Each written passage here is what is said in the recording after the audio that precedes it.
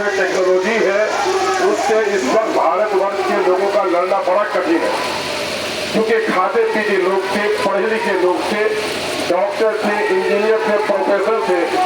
गांधी को ये आशा थी कि समाज के बुद्धिजीवी देश के बारे में लड़ने के लिए आगे बढ़ेंगे, लेकिन इसमें से हर कोई कायर निकले, हर कोई स्वार्थी निकले। उल्टे गांधी जी के मनोबल को तोड़ा और ये कहा गांधी किस फेरे में पड़े हो, माँ बाप ने बड़ी आशाओं के साथ पढ़ाया है, बैरिस्टर बनकर आए हो, जाओ कोर्ट ज्वाइन करो, पैसे कमाओ, एक आराम की जिंदगी गुजारो, किस फेरे में पड़े हो। गांधी बड़े निराश हो गए और गांधी जब निराश हो गए तो मौलाना आजाद के पास आए और कहा मौलाना आजादी के संग्राम के लिए लोगों को तैयार करना बड़ा कठिन है। कहा क्या हुआ गांधी? कहा कि मैं गया गुजरात के पढ़े लिखे लोगों के पास, बड़े बड़े दालान वालों के पास, लेकिन कोई तैयार नहीं है। तो मौलाना आजाद समाज के बारे में बड़ा ज्ञान था। उन्होंने कहा गांधी जी निराश मत हो, आपने कानून की पोथियां पढ़ी है लेकिन इंसानी समाज के इतिहास को नहीं पढ़े हो। जब भी समाज में कोई परिवर्तन आता है बड़े लोगों से कभी नहीं आया। जब भी आग लगी है सूखी लकड़ी में आग लगी है और सूखी लकड़ी में जब आग लगती है तो बड़े बड़े पेड़ों को जला देती है। इसलिए जो गरीब है, जो दलित है, जो शोषित और पीड़ित है, उनको जाकर जगाओ कि वो जब जग जाएंगे तो इनकलाब गरीब की झोपड़ियों से इनकलाब की चिंगारी फूटती है, अमीरों के महल से नहीं फूटती। फिर गांधी ने दलितों की बस्ती का रुख इख्तियार किया। दलित भाइयों का रहन सहन उस जमाने में भी और आज भी दलित आम जीवन से बहुत नीचे है बेचारे का। घर का छप्पर खड़ा हुआ, बैठने की अच्छी जगह नहीं, गरीबी में जिंदगी गुजारने वाले। गांधी उनके घरों में गए और कहा कि चलो देश की आजादी के लिए लड़ेंगे।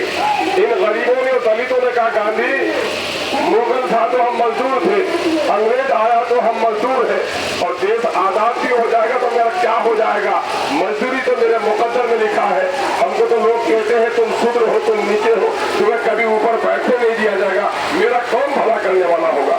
गांधी ने कहा ऐसा नहीं, भारत आजाद होगा तो राजा का बेटा हो या मेहतर की संतान, सबको मिलेगा अवसर एक समान। ये नारा इतना बुलंद था कि गरीबों की झोपड़ियों से वो इनकलाब की चिंगारी निकली जिन्होंने अंग्रेजों को शासन अब तक सच न हो सका है। दलितों के घरों में अब भी रोशनी नहीं आई है, दलितों का चूल्हा अब भी बुझा हुआ है। और मैं ये दावे के साथ कह सकता हूँ कि कल तक मैंने बचपन में खुद देखा है, चैन से हर बड़ा आदमी सोता था और रात में जाकर अगर कोई जगाता था तो जाकर वो चौकीदार जाकर कहता था जगे रहो, जगे रहो।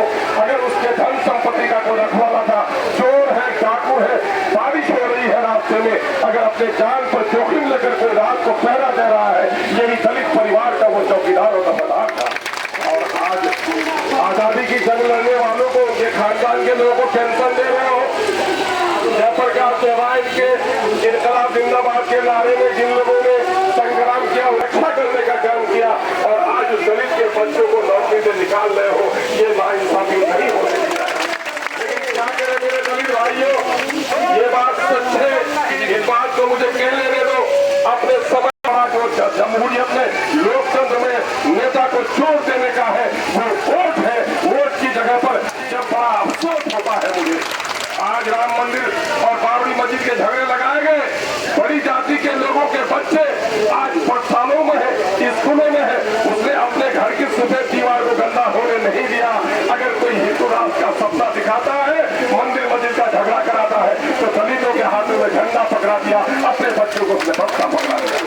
दलित समाज के लोगों उठो, ये जो शख्स आपके सामने में बोल रहा है, अपने ईश्वर को साक्षी रखकर बोल रहा है कि मैं तुम्हें अलग नहीं समझता, मैं इन बुजुर्गों को अपने पिता समान समझता हूँ, आपको भाई समान समझता हूँ, क्योंकि मेरा विश्वास ये है इस संसार का ईश्वर ही एक नहीं है, सारे इंसान एक माँ बाप के संतान है। आदमी अपने चार चरित्र से बड़ा होता है, चार चरित्र से छोटा हो जाता है।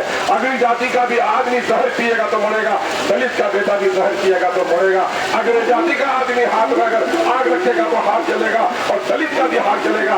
समाज में ऊंच नीच की प्रथा जिन लोगों ने कायम की है, ऐसे लोगों के खिलाफ लड़ाई लड़नी होगी। और आज आपके रास्ते में रोड़ा इन्हीं लोगों ने अटकाया है। मैंने बार बार सदन में कहा है, बकरी का खाल ओले है सियार, बकरी का खाल में है। जिन लोगों ने आज हजारों लाखों की बहाली हो रही है, जो लोग इनके कुत्ते को इनके बगीचा में टहलाए मंत्री के, वो सरकारी नौकर होगा। जो लोग इनके फूल के बगीचे में पानी फेंकाए, वो सरकारी नौकर होगा। जो इनके दरवाजे पर सुबह 1 घंटा झाड़ू लगा दे और फिर शाम को एक बार हाजिरी दे, वो सरकारी नौकर होगा। और 24 घंटा जो समाज के जिनके पूर्वज ने खड़े रहकर थाना और सिपाहीगिरी का काम किया है, उसका बेटा आज सिपाही की नौकरी में बहाल नहीं होगा। ये नाइंसाफी नहीं चलेगी। आपके साथ जो कुछ भी हुआ है, ये अन्याय हुआ है। मैं इस अन्याय का घोर विरोधी हूँ। पिछले दिनों में भी हमने बड़ी मजबूती से सदन में आपके समस्याओं के समाधान की बात उठाई थी। आपका जो मांग पत्र है, मैं उसका समर्थन करता हूँ। और ये निकम्मी बहरी बेशरम सरकार आज हमारे ये बुजुर्ग लोग जो आमरण अनशन पर बैठे हुए हैं, आज उनको मंत्री को आना चाहिए, उनकी खबरदारी पूछनी चाहिए। माननीय मुख्यमंत्री जो कहते हैं कि न्याय के साथ हम तरक्की आगे बढ़ा रहे हैं, तो क्या ये दफादार और चौकीदार लोगों के साथ जो अन्याय हो रहा है, ये नीतीश कुमार जी का न्याय है। मैं इस न्याय को कभी न्याय नहीं मान सकता। आपके साथ अन्याय हुआ है, आपके साथ दुर्व्यवहार हुआ है। 20-25 साल जिंदगी मैंने अपने बस्ती के चौकीदार को देखा है।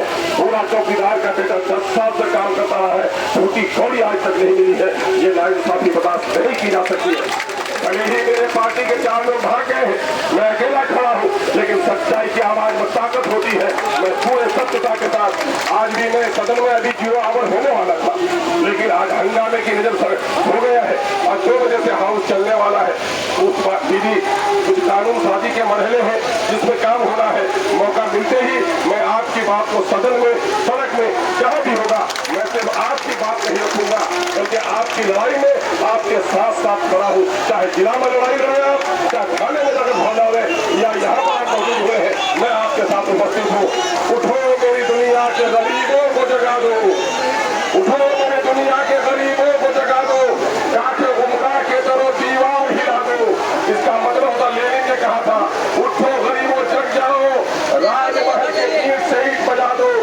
जब तक न मिले चौकीदार और दफादार को इंसाफ, नीतीश कुमार के सरकार की चूल्ही को हिला दो, चूल्ही को हिला दो।